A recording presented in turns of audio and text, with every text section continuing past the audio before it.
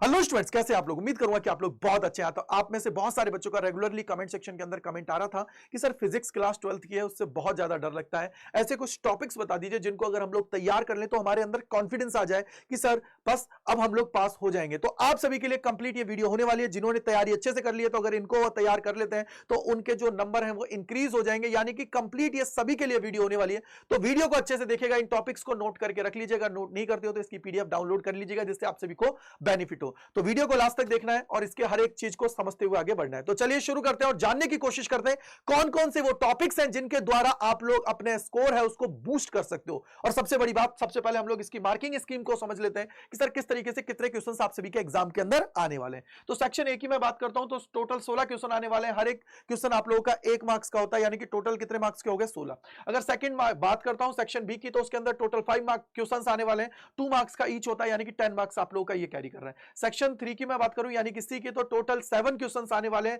3 marks का each होने वाला है, यानी कि 21 मार्क्स आप लोगों का ये कैरी कर रहा है। सेक्शन डी की मैं बात करता हूं तो यहां पे केस बेस्ड स्टडी के 2 क्वेश्चंस आने वाले हैं। 4 मार्क्स ईच कैरी कर रहा है, यानी कि 8 मार्क्स का आप लोगों का ये कंप्लीट हो गया है। अगर मैं सेक्शन ई की बात करता हूं तो टोटल इसके अंदर लॉन्ग क्वेश्चंस 3 आपको आने वाले हैं। 5 मार्क्स का ईच है, यानी कि 15 मार्क्स आप लोगों का ये कैरी कर रहा है। सबसे इंपॉर्टेंट चीज आप सभी को पता होना चाहिए, आपका पेपर कितने का है? 70 का है। और आपका घंटे कितने मिलने वाले? 3 घंटे आप सभी को मिलने वाले हैं।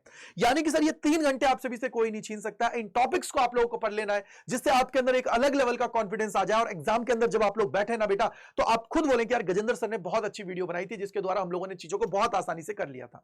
आप सभी के लिए कंप्लीट इस पे प्रिपरेशन कराई जा रही है फिजिक्स की भी। तो आप लोग इजीली यहां से इस चैनल को सब्सक्राइब कर लीजिए। अगर आप लोग नए हैं तो यहां पे जीरो से लेकर हीरो लेवल तक आप लोग कर पाओगे इस टाइम ड्यूरेशन के अंदर भी।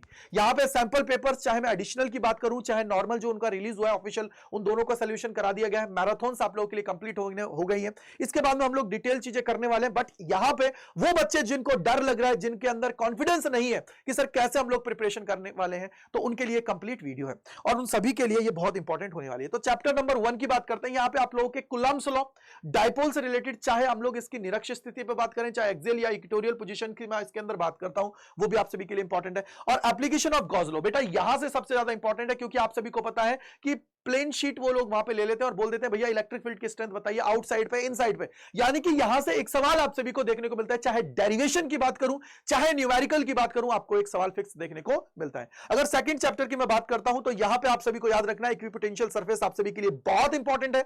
और इसके अलावा यहां पे potential energy of system of charge, चाहे 2 चार्जेस की बात कर ले चाहे 3 चार्जेस को वो वहां पे लेके आ जाए, जिसके द्वारा आप सभी को पोटेंशियल एनर्जी निकालनी आनी चाहिए सिस्टम की। ऑलरेडी आप सभी के लिए बहुत सारे एमसीक्यूज यहां पे करा दिए गए, तो आप लोग उनको देख लीजिए, अपनी तैयारी जबरदस्त तरीके से कर लीजिए कि सर सिर्फ सिलेक्शन चाहिए, सिलेक्शन के अलावा कुछ नहीं। सिलेक्शन मतलब बोर्ड के अंदर तूफानी तरीके से फिजिक्स को तोड़ के रख देना है।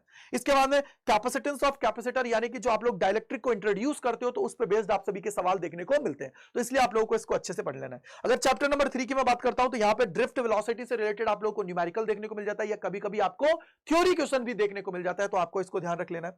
टेम्परेचर डिपेंडेंसी ऑफ रेजिस्टिविटी, तो यहां पे आप सभी को वो लोग न्यूमेरिकल ज्यादा प्रीफर करते हैं, न्यूमेरिकल ज्यादा देते हैं। यहां पे वो बोल देंगे भैया या तो आप लोग निकाल दीजिए टेम्परेचर डिफरेंस, या कि T1 आपको दे रखा है T2 की वैल्यू निकाल दीजिए, या आप सभी से अल्फा की वैल्यू निकलवा देता है, तो ये आप लोगों के लिए बहुत इंपॉर्टेंट है।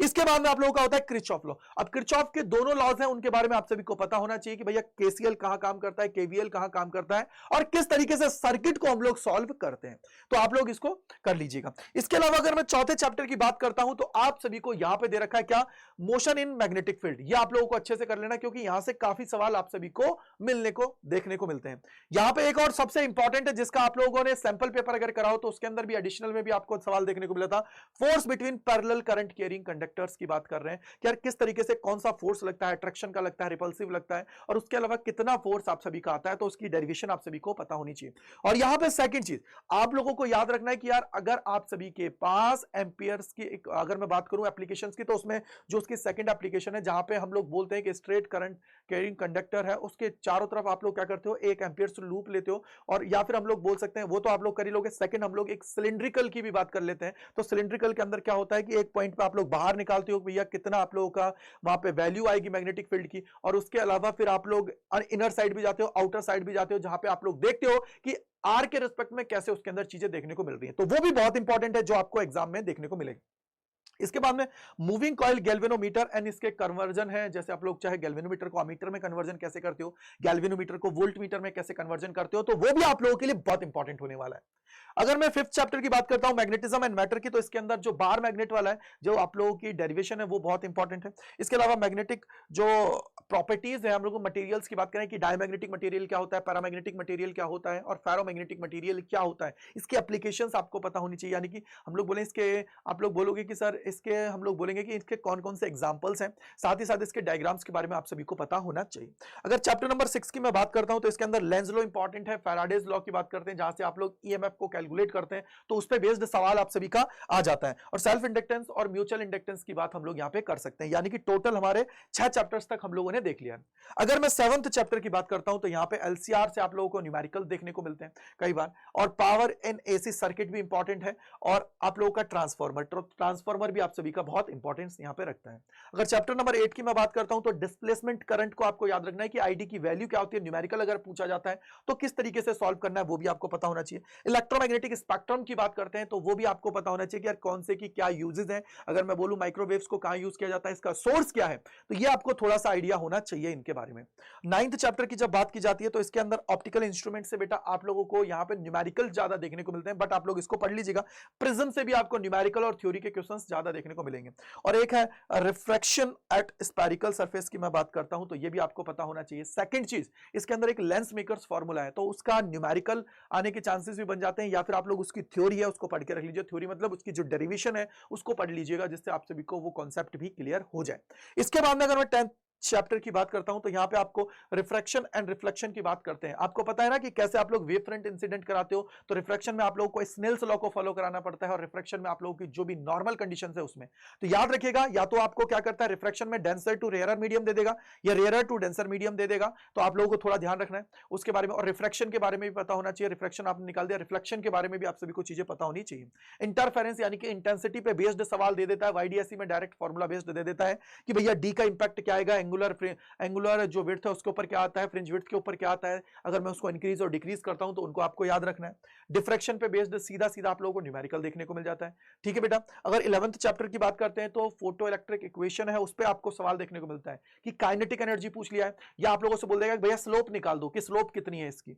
उसके अलावा ग्राफ्स इसके अंदर जो भी है इंटेंसिटी के हैं, या फिर आप लोग पोटेंशियल जो आप लोगों का है, जो पोटेंशियल है स्टॉपिंग पोटेंशियल की बात करते हैं फ्रीक्वेंसी के साथ है। यहाँ पे मेटल की अगर हम लोग बात करते हैं, भैया मेटल 1 दे रखा है, मेटल 2 के ग्राफ दे रखे हैं, वर्क फंक्शन कितना होता है, तो उसके बारे में आप सभी को पता थोड़ा होना चाहिए। और देन लास्ट है डी ब्रॉयस की जो आप लोगों की इक्वेशंस है उसके बारे में पता होना चाहिए, क्योंकि वो कंपैरिजन कराता है आप लोगों से वेवलेंथ का कि भैया प्रोटॉन दे दिया, प्रोटॉन के साथ में आप सभी का अल्फा पार्टिकल दे दिया, ड्यूट्रॉन दे दिया या ट्रिटियम दे दिया, मतलब बहुत सारी चीजें आप सभी को दे देता है जहां से सवाल सीधा सीधा पूछता है। अब बेटा मैं वो चीजें बता रहा हूं जो एग्जाम में आती है, कैसे सवाल पूछा जाता है, तो वो भी मैं आप सभी को बता रहा हूं, तो इसलिए वीडियो को ढंग से देखना है और अपने जितने दोस्त हैं फ्रेंड्स हैं सभी को शेयर कर देना, क्योंकि ये सेशन बहुत इंपॉर्टेंट आप सभी के लिए होने वाला है। ऐसी वीडियो आप लोगों के लिए और आएंगी, और फिर हम लोग जैसे ही एग्जाम का टाइम आएगा तो उस टाइम पर जबरदस्त तरीके से प्रिपरेशन करेंगे, जिससे आप सभी के अंदर कॉन्फिडेंस आ जाए।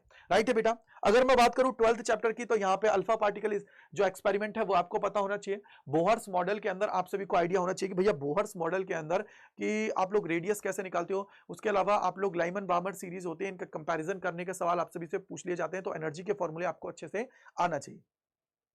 चैप्टर नंबर 13 की बात करते हैं, न्यूक्लियर मास एनर्जी और बाइंडिंग एनर्जी कर्व के बारे में पता होना चाहिए। न्यूक्लियर फोर्स के बारे में पता होना चाहिए, इसकी प्रॉपर्टीज क्या है, कौन सा स्ट्रॉन्गेस्ट है या नहीं है, और न्यूक्लियर एनर्जी के बारे में आपको पता होना चाहिए। सेमीकंडक्टर की बात करते हैं तो रेक्टिफायर तक का आप सभी के लिए इंपॉर्टेंट है, तो रेक्टिफायर बहुत इंपॉर्टेंट है, चाहे वो हाफ वेव पूछ सकता है, फुल वेव पूछ सकता है आप सभी से। इसके अलावा पीएन जंक्शन पे आप सभी से जंक्शन के बारे में बता देगा, भैया पीएन जंक्शन कैसे फॉर्म हुआ। उसके अलावा या फिर आप लोगों को न्यूमेरिकल दे देगा डायरेक्ट, या फिर आपको बोल देगा कि भैया आप लोगों ने फॉरवर्ड बायस रिवर्स बायस के अंदर एक डायोड को लगा रखा है, यहाँ पे हायर पोटेंशियल है, लोअर पोटेंशियल है, कुछ एग्जांपल दे देगा, बोलेगा कि भैया बताइए फॉरवर्ड बायस के अंदर कौन है, रिवर्स बायस के अंदर कौन है, इस तरीके से सवाल पूछ लेगा। या फिर हम लोग बोले सेमीकंडक्टर डायोड है, उसकी फॉर्मेशन पूछ लेगा, कैरेक्टरिस्टिक्स आप सभी से पूछ लेता है। तो इसलिए आपको थोड़ा सा ध्यान रखना है कि सर इस तरीके के सवाल आप सभी से पूछे जाते हैं।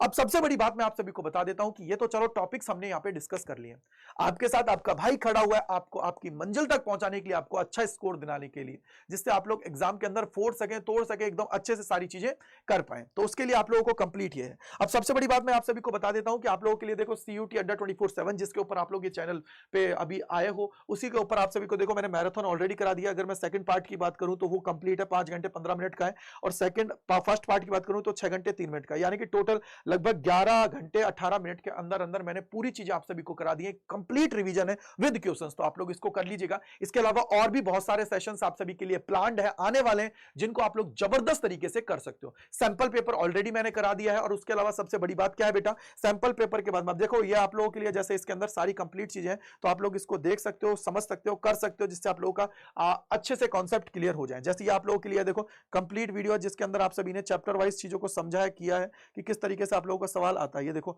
डायग्राम बनाना, डेरिवेशन, सब कुछ जो जो इंपॉर्टेंट है वो सारी चीजें मैंने इसके अंदर आप सभी को करा रखी है। तो आप लोग इसका फायदा उठाइए, जाके अपने आप को तगड़े लेवल पे तैयार कर लीजिए। और ये जो आप लोगों की पूरी लिस्ट है कि भैया कौन कौन से टॉपिक्स कौन कौन सी चैप्टर के अंदर इंपॉर्टेंट है, वो आप सभी को मिल जाएगी। उसका लिंक है डिस्क्रिप्शन बॉक्स में भी दे दिया जाएगा और फर्स्ट कमेंट में भी दे दिया जाएगा, जिससे इजीली आप लोग कर पाए। तो ऑल द बेस्ट, अच्छे से प्रिपरेशन करनी है, जबरदस्त तरीके से आपको तैयार करना है अपने आप को, जिससे आप लोग अलग लेवल पे तैयारी करके अपने जो स्कोर है पूरे में से पूरा वो कर पाए। आई होप कि आपके सारे डाउट्स दूर हो गएंगे। तो मैं गजेंद्र शर्मा तहे दिल से आप लोगों का शुक्रिया अदा करता हूं मेरे साथ जुड़ने के लिए अड्डा 24/7 CUT के परिवार के अंदर। Thank you and bye bye to all. और कमेंट सेक्शन के अंदर बताइएगा और क्या चाहते हो आप लोग चाहते हो कि जितने भी टॉपिक्स बताएं इनका कंप्लीट आप लोगों के लिए एक वन शॉट की तरह करा दें, जिससे आप सभी का कॉन्फिडेंस लेवल इंक्रीज हो जाए। तो अगर आप चाहते हो तो कमेंट सेक्शन के अंदर जरूर बताइएगा। इसके अलावा जो भी चीज आप लोग चाहते हो वो कमेंट सेक्शन के अंदर जरूर आप सभी को बताना है। तो thank you and bye bye to all. मिलते हैं इस प्रकार के और वीडियोस में। Bye bye to all.